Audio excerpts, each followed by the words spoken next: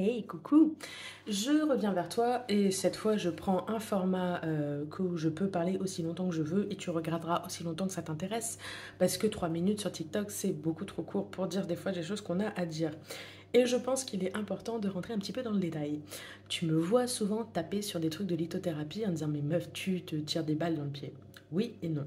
Déjà, je n'aime pas utiliser le terme lithothérapeute parce que déjà dans le mot avec thérapeute dedans, ça me gêne énormément. Euh, je peux comprendre pourquoi il y en a qui s'appuient dessus quand ils font bien leur travail, mais voilà, ça me dérange beaucoup. Moi, je préfère l'étiquette créatrice de bijoux qui utilise la lithothérapie, sachant que je ne fais pas que des bijoux de lithothérapie. La preuve, tu vois, ceux que je porte régulièrement sur les vidéos, en plus de mes pierres, tout ça, ce sont les miens aussi. Mais ça, c'est une autre histoire, on n'est pas là pour faire du marketing. On est là pour dire pourquoi utiliser la lithothérapie et pourquoi ne pas l'utiliser. J'ai une formation de lithothérapie que j'ai faite, que j'ai payée, que j'ai suivie, que j'ai torchée en même pas une semaine, tellement qu'elle était vide. Alors peut-être qu'il y a des formations beaucoup plus complètes et tout, mais moi, celle que j'ai choisie, c'était à l'époque, j'étais en Suisse, j'avais aucune obligation de fournir quoi que ce soit, mais ça rassurait certaines personnes de savoir que j'avais un certificat. Je trouve ça d'un foutage de tronche parce que j'ai un naturel universitaire, on va dire, c'est très bizarre comme phrase, mais je suis une ancienne étudiante de langue et j'ai toujours appris à aller plus loin que ce qu'on me donnait. Donc j'ai renforcé ma formation. Il y avait des points qui étaient abordés qui me semblaient essentiels, qui n'ont jamais été développés dans ces formations, tout ça. Quand on te parle d'énergétique, trucs comme ça, enfin... Bref, on va pas rentrer dans le détail de la formation, je suis pas là pour parler de ça, je suis là pour parler pourquoi la lithothérapie. Euh, Dans un sens, donc, les gens qui mettent beaucoup en avant le côté physique de la lithothérapie, ce sont des gens qui me dérangent énormément. Et c'est ce que je disais dans la vidéo d'avant. Quelqu'un qui va arriver en te disant « Ah, t'as un problème, une maladie ou un truc comme ça, prends ça. » Je l'ai eu écrit moi aussi pour certaines choses. Mais je filtre certains détails. Des fois, ça me semble pas si bête par analogie dans certaines croyances, mais pas dans le sens que ça va vous soigner, mais dans le sens que l'énergie qui va se dégager de la pierre, oui, pourrait peut-être influencer quelque chose, mais c'est quand même très subtil et c'est pour ça que je préfère moi me servir de ces énergies pour tout ce qui est émotionnel, psychologique et spirituel, et j'ai un peu de mal avec le physique. Il y a 2-3 fois où ça m'est arrivé moi-même de me servir de pierre pour me soigner quelque chose, mais vous allez comprendre que ça serait une pierre ou autre chose, ça serait pareil. Par exemple, quand j'ai mal à la tête, j'ai tendance à m'appliquer une améthyste sur la tête. Mais c'est juste qu'en fait, mon améthyste a une forme parfaite, c'est un galet, et qu'elle est fraîche, et qu'en fait, ça me soulage. Je pense que je trouverais un autre objet avec cette fraîcheur, je me le mettrais pareil et ça ferait le même effet.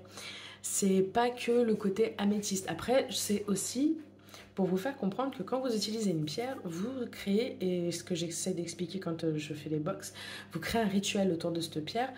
Le fait de prendre le temps alors en général, moi c'est plutôt une infusion qui va me calmer, mais voilà, je me pose, machin, je me mets ma pierre et du coup je vais peut-être partir dans un état à réfléchir, peut-être pas, non justement pas réfléchir pour pas avoir plus mal, mais à me poser et tout. Voilà, j'ai créé une petite ambiance, quelque chose qui fait que, oui, je pourrais penser que c'est ma pierre qui agit, mais non, c'est que j'ai pris le temps pour moi. Et, euh, et pareil, pensez que vous mettre un caillou dans la poche, un bracelet autour du poignet, va vous changer quelque chose à la vie. Non. Par contre, ce qui va changer quelque chose dans votre vie, c'est soit que vous-même, vous êtes allé dans un magasin, vous vous êtes intéressé à une pierre, vous vous êtes fait peut-être appeler par cette pierre, ça... J'y crois et j'y crois pas parce que l'affect rentre énormément. Moi, je vois les pierres qui m'attirent. Ce sont des pierres que je connais et que j'aime ou que je trouve jolies. Après, oui, des fois, c'est bizarre. Il y a des pierres, je les aime pas spécialement, mais elles m'appellent. Donc, c'est pour ça que j'y crois. Oui et non. Je pense que ça dépend de l'état d'esprit, ce qu'on cherche et ce qu'on veut. Et dans quelle position, moi, oui, je parle beaucoup de moi. Oui, oui, c'est comme ça. Mais ça dépend si ma position, si je suis en tant que... Enfin, que je recherche des pierres pour vendre, si je recherche des pierres pour créer un bijou, si je cherche des pierres pour quelqu'un en particulier. Enfin, voilà, et ça dépend aussi voilà, de cet état d'esprit-là dans ma recherche, dans mon choix. Mais quand vous venez, par exemple, vers quelqu'un comme moi, qui va pas bêtement prendre son livre et vous dire, t'as ça, attends, je regarde symptômes, ah bah c'est ça, la réponse c'est ça, voilà, c'est ça. Euh, Moi, j'ai plutôt tendance à expliquer, à poser des questions. Déjà, que ah bon, c'est... En fait, je sais pas comment vous expliquer. En gros, je suis le genre de personne, vous allez mettre le doigt là pour me faire regarder là, et moi je vais vous poser un truc, une question là, pour comprendre en fait ce qu'il y a autour du doigt et vous faire enlever pour voir ce qu'il y a dessous, ce que vous êtes en train de cacher, ou consciemment ou inconsciemment. Et en fait, du coup, il va y avoir une discussion entre vous et moi, ou entre une autre personne qui travaille comme moi, parce que je pense qu'il y a beaucoup de personnes qui travaillent comme moi, qui ne se jettent pas sur la première réponse venue.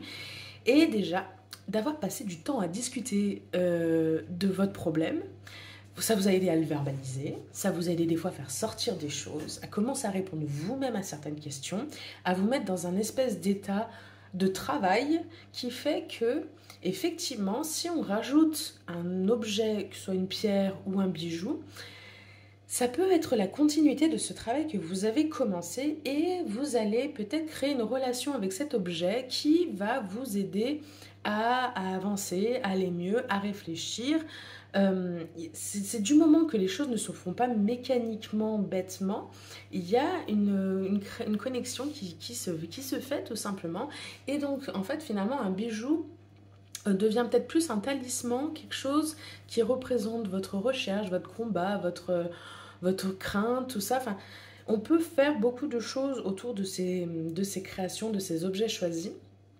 Et c'est là où ça devient intéressant et où la lithothérapie est quelque chose de magnifique que j'aime et que je porte fortement dans mon cœur et que je j'essaye de porter vers les autres. Et je suis souvent là en train de démonter des trucs parce qu'il y a beaucoup de conneries avec ça parce qu'on surfe sur des vagues, des modes, tout ça. On remplit des boutiques d'objets inutiles, encombrants et c'est de la surconsommation. Euh, il y a des gens qui ont des collections de pierres. Je sais ce que c'est, hein. Moi, si je m'écoutais, ma maison serait remplie d'améthystes. Mais au bout d'un moment, il faut peut-être se dire que les carrières ne sont pas... peut-être pas OK avec ça, quoi. Donc oui, des fois, il y a des choses... on finit par acheter. En plus, j'ai une très bonne excuse d'être créatrice de bijoux, donc de finir par acheter la matière première. Mais j'ai pas tant de pièces d'avance que ça. Je suis quand même assez... voilà, je fais quand même attention à ce que j'achète. Si je pouvais, j'irais les ramasser moi-même pour être sûre de tout ce qui se passe. Je n'ai pas le... Voilà. Je ne suis pas sûre de moi à 100%. J'essaye, je fais attention. J'essaie de regarder un peu le suivi des pierres, mais des fois, sous l'impulsion, on peut se tromper. Mais du coup, voilà, pour vous dire, la lithothérapie, c'est un art... Enfin, c'est un art. Ah tiens, ça y est, le tasseur des grands mots. Non, enfin, je veux dire, c'est des subtilités, c'est où il y a beaucoup de croyances, de fausses croyances, il y a beaucoup de choses très positives, mais vraiment, les personnes, j'essaie de remettre en garde, même si c'était une version positive de la lithothérapie, faites très attention à ce qu'on vous dit et rien ne vous empêche, vous, d'aller vérifier ce que la personne est en train de vous dire. Vous avez le droit de remettre en question la parole de quelqu'un. Après, des fois, il faut se rappeler que selon le contexte où on présente un bijou ou une pierre, on va s'intéresser, nous, à un certain aspect. Il y a des choses qui ne sont pas écrites dans les livres parce que, je vous ai dit, c'est beaucoup d'expériences personnelles, d'expériences qu'on nous raconte, de rapports, de liens avec les pierres. Je sais que par exemple, j'ai mon ex-belle-mère qui utilisait des pierres, je sais pas si c'était de la malachite ou de l'hématite, pour certaines douleurs ou trucs comme ça, et qui croyait dur comme fer que ça marchait. Je ne remettrai pas sa parole en question parce que c'est son expérience et que ça a marché. Et ça me semble assez logique. Des fois que certaines pierres, oui, même si j'aime pas utiliser le côté physique, enfin voilà, dire que ça va soigner un rhume ou machin, ça j'arrive pas trop à y adhérer. J'arrive à croire que par exemple... L'hématite, par exemple, on dit que c'est une pierre de sang, enfin, qu'elle a une vibration qui puisse, oui, agir avec votre propre sang, pardon, parce qu'on est en résonance avec certaines choses. Mais après, voilà, de là à utiliser ça comme un principe actif, comme un cachet d'aspirine, comme un autre médicament, j'ai beaucoup de mal. Je serais plutôt d'avis de se retourner vers les plantes, bien que ce soit aussi une discipline très nébuleuse, qu'il faut beaucoup de connaissances, qu'on ne soigne pas tout avec des plantes sans savoir ce qu'on fait, ça peut être assez dangereux. Je suis la première à rappeler que quand des fois où je me lance dedans, c'est que j'ai recherché vis-à-vis de moi mes propres problèmes de santé, vérifiez les vôtres, arrêtez de vous baser sur ce que les gens disent et en fait, voyez-le plus comme une petite étincelle qui va vous donner envie d'aller chercher plus loin que comme de la science pure et dure. Même si une personne est pleine de bonne volonté, elle peut se tromper à un moment ou à un autre. Moi, la première, remettez ma parole en question, je peux me tromper aussi. Même si j'aimerais que ce soit toujours clair, limpide et net, je peux me tromper, avoir trouvé une mauvaise source, avoir pensé, avoir bien comparé, avoir bien analysé. Et après, de toute façon, vous verrez que, enfin, en tournant vraiment sur les sites de lithothérapie, vous arriverez presque à reconnaître l'ouvrage d'où sort certaines choses. Et on a le droit de ne pas toujours être d'accord avec lui quand on sent qu'il y a une espèce de danger quand même dans ce qui est en train d'être raconté. Donc voilà, la lithothérapie, c'est magnifique, mais il faut la prendre avec des pincettes. Bonne soirée!